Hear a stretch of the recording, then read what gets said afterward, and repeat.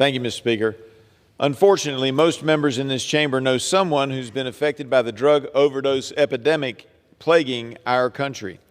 According to the Centers for Disease Control and Prevention, in 2023, there were more than 107,000 overdose deaths that occurred in the United States. These staggering numbers are due in large part to the increasing presence of fentanyl and fentanyl analogs, which are approximately 100 times more potent than morphine and 50 times more potent than heroin.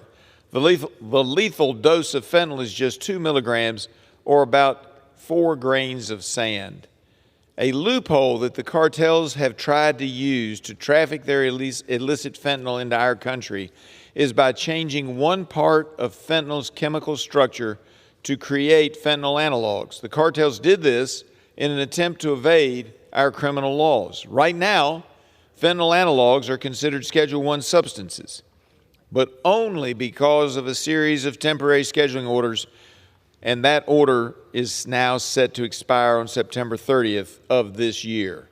That is why the HALT Fentanyl Act, led by myself and my friend, gentleman from Ohio, Mr. Latta, in the House, and then Senators Cassidy and Heinrich in the Senate, is critically needed. This bill aims to curb overdose deaths by permanently scheduling fentanyl analogs as Schedule I substances, Mr. Speaker.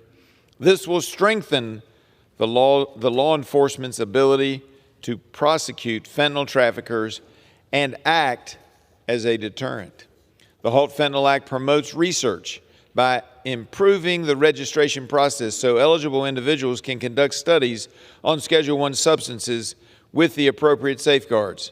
In the Energy and Commerce Committee, we have heard there may be as many as 4,800 analogs. My understanding is that experts at NIH and FDA and other agencies have studied roughly 30 of those 4,800 analogs.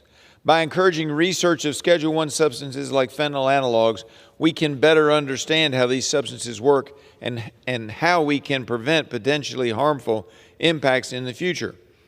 The temporary bans, Mr. Speaker, did not deal with the research component. So without this bill, we cannot legally do the research on the analogs that may someday be found to have medical benefits.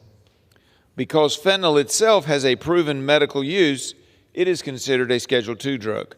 But illicit derivatives of fentanyl, also called fentanyl analogs, currently have no demonstrated medical value.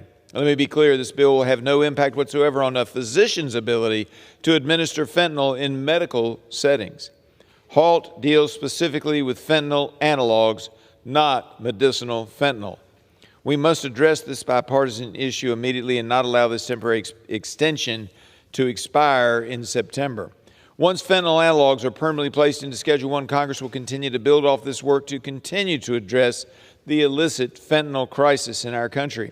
According to a 2021 GAO report, there was a 90% decrease in these fentanyl analogs coming into our country the year they were placed temporarily into Schedule I.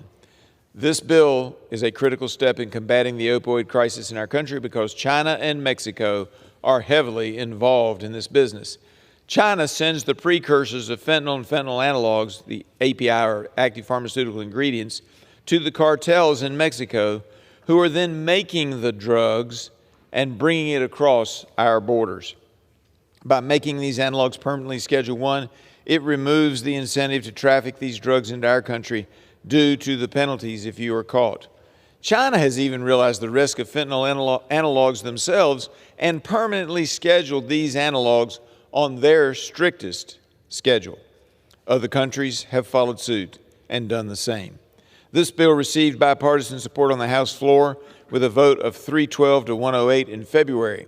The bill has the support of many law enforcement agencies and other entities calling for the need to pass the bill. With passage of this version of the bill, it will be sent to the President's desk, and I am hopeful the President will sign this bill into law quickly so that we can continue to combat this crisis and begin research in earnest to see if there's any benefit from any of the analogs that may help people who are afflicted, having been addicted by accident or on purpose to fentanyl.